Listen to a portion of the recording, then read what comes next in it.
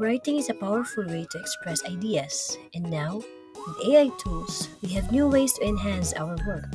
But how can we use these tools responsibly? We're going to use AI to refine the following. And for sure, we learned this, but I think we use most AI as long as we use it responsibly. The first step in responsible AI use is simple. Start with your own ideas. Write your draft by hand or on your computer. This is your opportunity to organize your thoughts and let your creativity shine.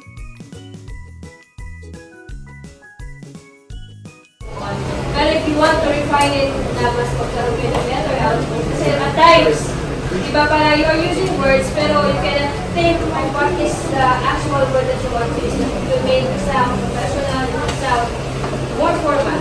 So, we can use, sabi nga ninyo, we can use AI.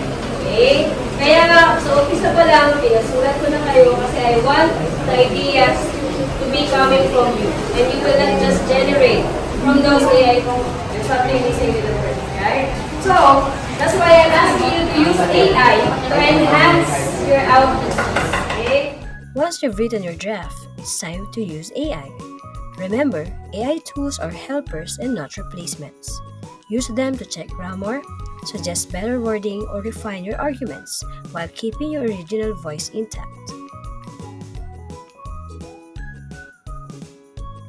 AI can enhance your writing by giving feedback, offering new perspectives, or helping you rephrase ideas.